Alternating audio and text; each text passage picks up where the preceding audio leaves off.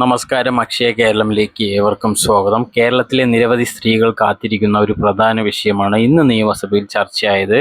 സ്ത്രീ സുരക്ഷാ പെൻഷൻ പദ്ധതി സർക്കാർ അവസാനിപ്പിച്ചോ അതോ പദ്ധതി വീണ്ടും നടപ്പാക്കുമോ? നിലവിലെ അവസ്ഥ എന്താണ്?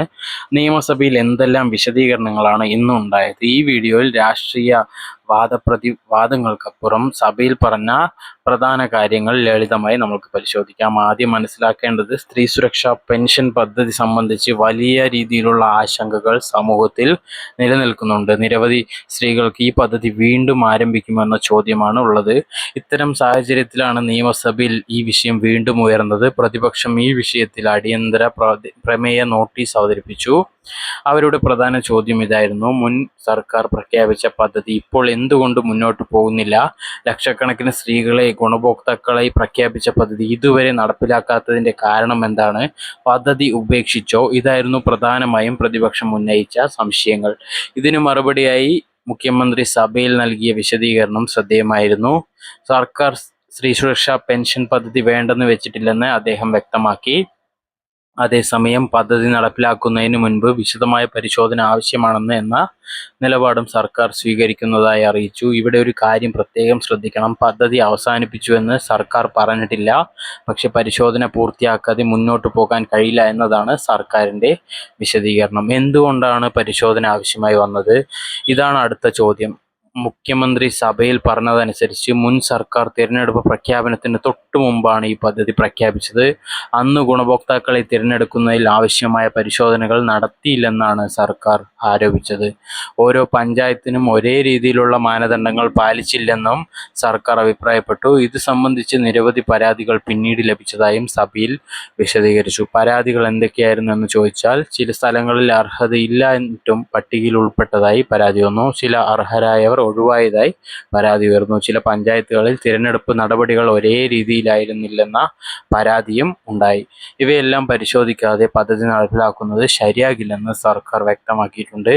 ഇവിടെ ഒരു പ്രധാന കാര്യം വീണ്ടും പറയാം. ഇത് സർക്കാരിൻ്റെ സഭയിലെ വിശദീകരണമാണ്. അതേസമയം പ്രതിപക്ഷം ഈ വിശദീകരണത്തോട് യോജിക്കുന്നില്ല. അവരുടെ അഭിപ്രായത്തിൽ പദ്ധതി വൈകുന്നത് സാധാരണ സ്ത്രീകളെ ബാധിക്കുകയാണ്. അതിനാൽ ഉടൻ പദ്ധതി നടപ്പിലാക്കണമെന്നാണ് അവർ ആവശ്യപ്പെടുന്നത്. ഇപ്പോൾ പൊതുജനങ്ങൾക്കിടയിൽ ഉയരുന്ന പ്രധാന ചോദ്യങ്ങൾ നോക്കാം. ഒന്നാമത്തെ ചോദ്യം: പദ്ധതി റദ്ദാക്കിയോ? ലഭ്യമായ സഭാ ചർച്ച പ്രകാരം അത്തരമൊരു ഔദ്യോഗിക പ്രഖ്യാപനം ഉണ്ടായിട്ടില്ല. രണ്ടാമത്തെ ചോദ്യം: പദ്ധതികൾ എപ്പോൾ ആരംഭിക്കുന്നതാണ്? ഇതിന് സർക്കാർ വ്യക്തമായ ഒരു തീയതി പ്രഖ്യാപിച്ചിട്ടില്ല.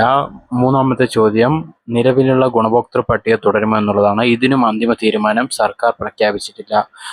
അതായത് ഇപ്പോൾ എന്താണ് അവസ്ഥ? സർക്കാർ പറയുന്നത് ആദ്യ പരിശോധന, ശേഷം അർഹത ഉറപ്പാക്കൽ എന്നതാണ്. അതിനുശേഷം മാത്രമേ പദ്ധതിയുടെ തുടർ നടപടികൾ തീരുമാനിക്കാൻ കഴിയുകയുള്ളൂ. ഇതുതന്നെയാണ് സഭയിൽ നൽകിയ പ്രധാന വിശദീകരണം. ഇതിനിടെ നിരവധി സ്ത്രീകൾക്ക് ആശങ്ക തുടരുകയാണ്. അപേക്ഷ നൽകിയവർ എന്ത് ചെയ്യണം? വീണ്ടും അപേക്ഷ വേണമോ? പഴയ അപേക്ഷ മതിയോ? ഇത്തരം ചോദ്യങ്ങൾക്ക് ഇപ്പോൾ ഔദ്യോഗിക വിശദീകരണം പുറത്തു വന്നിട്ടില്ല. അതുകൊണ്ട് സർക്കാർ പുറത്തിറക്കുന്ന ഔദ്യോഗിക ഉത്തരവുകൾ ശ്രദ്ധിക്കുന്നത് വളരെ പ്രധാനമാണ്.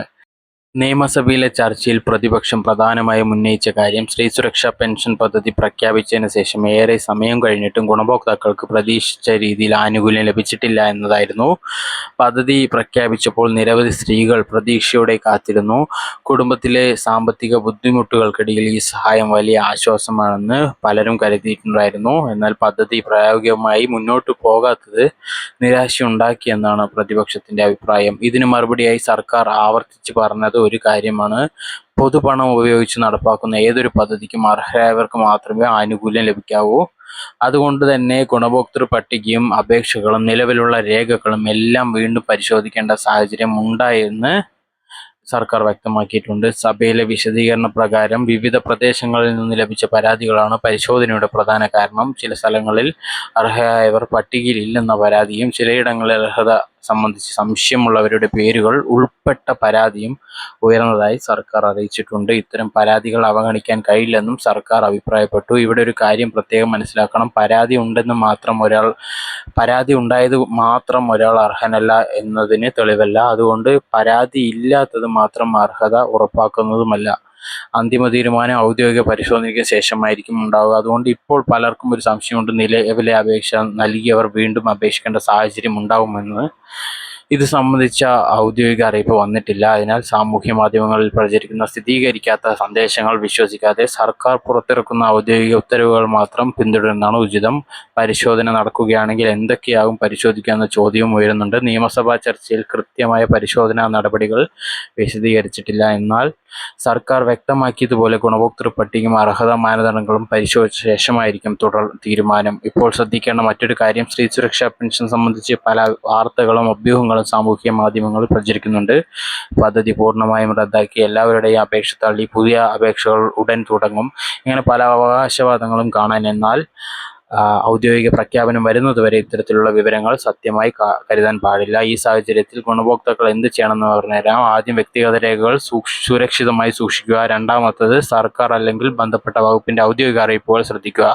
മൂന്നാമത് സ്ഥിരീകരിക്കാത്ത യൂട്യൂബ് വീഡിയോകളിലോ സോഷ്യൽ മീഡിയയിലെ പോസ്റ്റുകളിലോ മാത്രം ആശ്രയിച്ച് തീരുമാനമെടുക്കരുത്. നിയമസഭാ ചർച്ചയുടെ അടിസ്ഥാനത്തിൽ ഇപ്പോഴത്തെ പ്രധാന നിഗമനം ഇതാണ്: സർക്കാർ പദ്ധതി ഉപേക്ഷിച്ചതായി പ്രഖ്യാപിച്ചിട്ടില്ല. നിയമസഭാ ചർച്ചയുടെ അടിസ്ഥാനത്തിൽ ഇപ്പോഴത്തെ പ്രധാന നിഗമനം ഇതാണ്: സർക്കാർ പദ്ധതി ഉപേക്ഷിച്ചതായി പ്രഖ്യാപിച്ചിട്ടില്ല. അതേസമയം പരിശോധന പൂർത്തിയാക്കാതെ പദ്ധതി നടപ്പിലാക്കില്ല എന്ന നിലപാടാണ് സർക്കാർ വ്യക്തമാക്കിയിരിക്കുന്നത്. പ്രതിപക്ഷം പരിശോധനയുടെ പേരിൽ പദ്ധതി വൈകിപ്പിക്കുകയാണെന്ന് ആരോപിക്കുന്നുമുണ്ട്. ഇരുപക്ഷങ്ങളുടെ വ്യത്യസ്ത നിലപാടുകളാണ് ഇപ്പോൾ സ്ഥിരീകരിച്ചിരിക്കുന്നത്.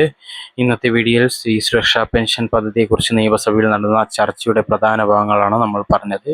ഇതുപോലുള്ള ഇൻഫോർമേറ്റീവ് വീഡിയോസ് ലഭിക്കാൻ ചാനൽ സബ്സ്ക്രൈബ് ചെയ്യാനും ഷെയർ ചെയ്യാനും ഹൈപ്പ് ചെയ്യാനും മറ്റുള്ളവരിലേക്ക് ഷെയർ ചെയ്യാനും മറക്കരുത്. നന്ദി, നമസ്കാരം.